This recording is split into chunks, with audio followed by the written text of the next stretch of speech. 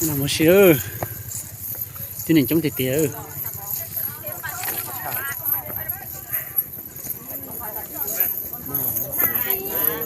một số chống cửa nó lại nó có ngập nó ngồi trong kia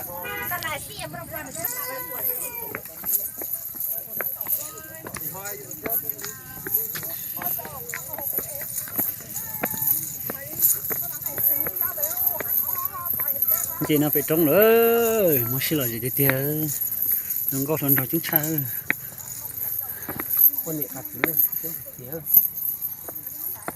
ai mặn mặn lên cười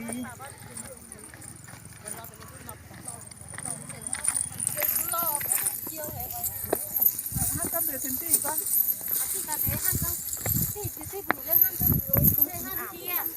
ngàn triệu ở tiêu ngàn triệu với ngàn triệu 7 người là nhá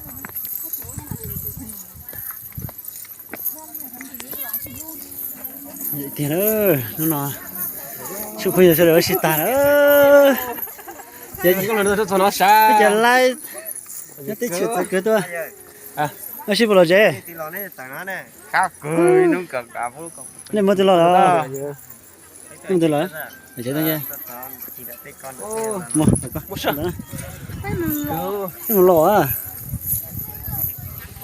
ô chúng thì tiền ơi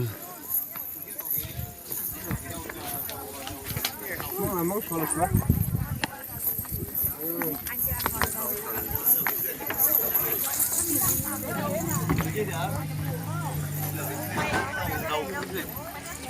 mua cái tí nó là chơi giống mua xì đấy thì đó đừng có sợ tới chuyện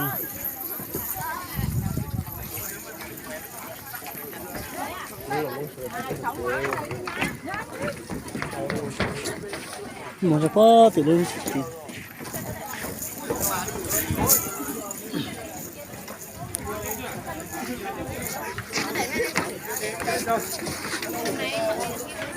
nó rong bờ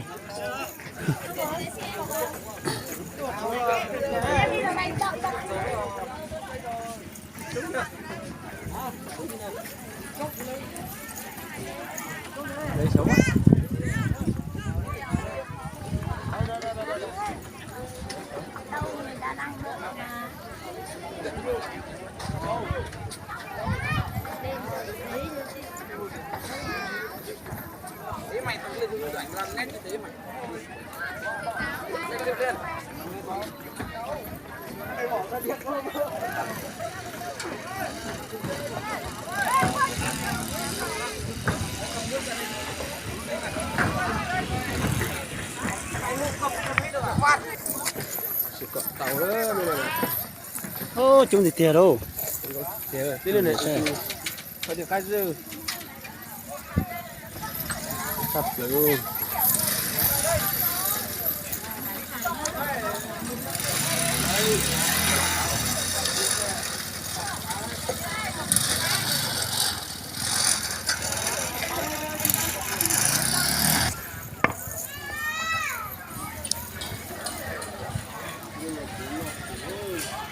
kia xí là gì thế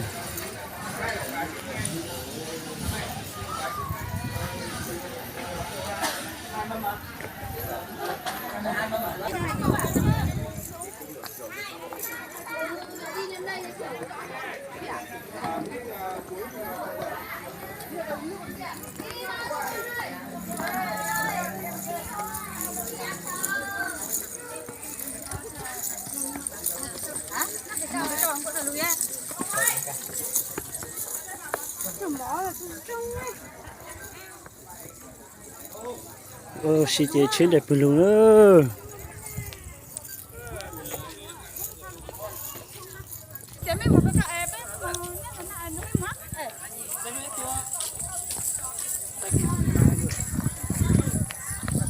rồi cơ đó nó chạy qua xí đó lúc tới chờ khinh khu nhưng mà mong nó chia thì mong xí là gì từ từ mong chia thấy ra lại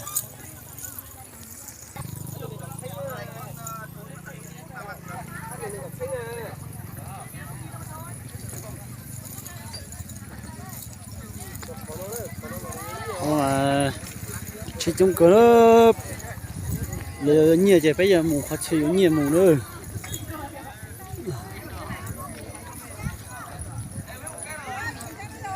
tôi chờ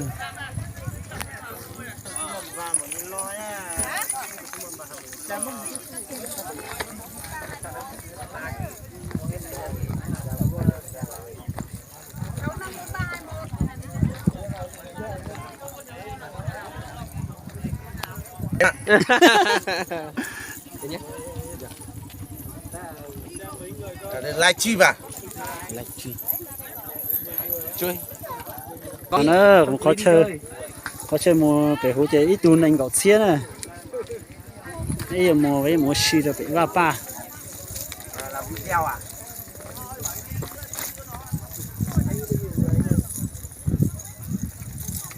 tía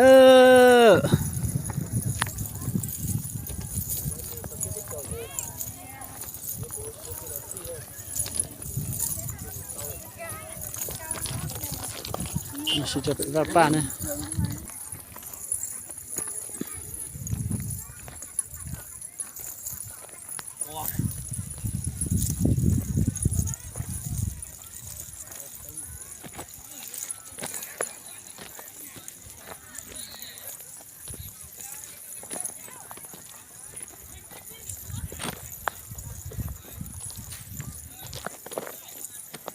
Thay papa saya sudah saya.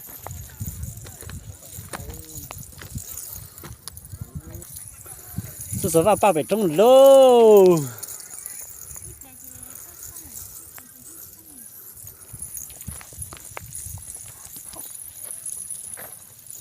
Thế có thay nhá. Lúc cô nó mang cái cẳng ra. Muốn lên nào cô mà ra sót cho nó thay ra.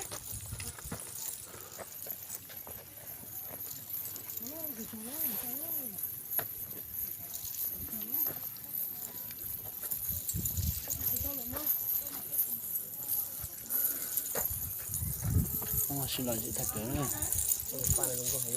Bên đấy gì chứ? Cho gì dành cơ.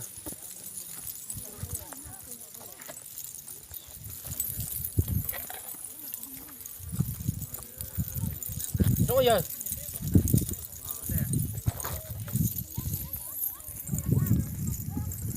cứ là không có mong chị không có sẽ thay đua thế này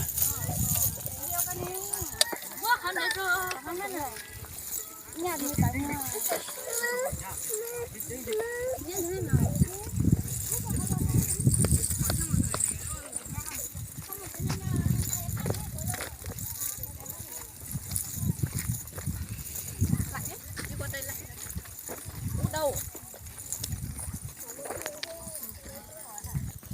nó sẽ chị là dễ cha đó sang ta số chị cái này một chế tài nữa chị cho lên từ nó ba sẽ tốt tập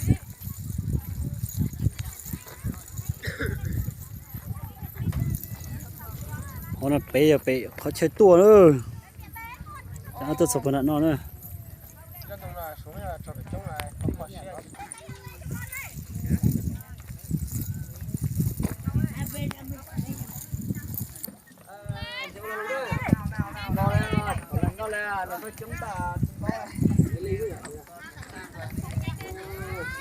ta tạo thay đổi xin lỗi dễ xưa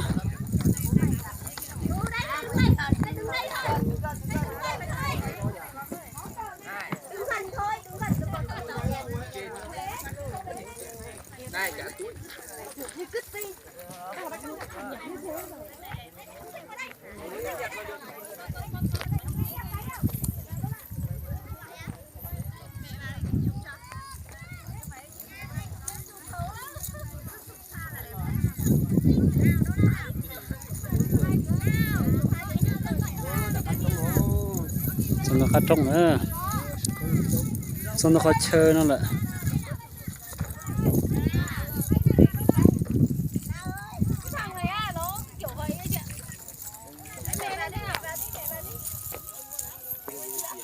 Thôi chị ạ, thôi. Em thứ cho nó. ô nó sẽ khơi từ bạ nữa này từ bạ đây vòi nữa tao thấy bật chơi ha nên cậu nút tem mà thôi đó Cô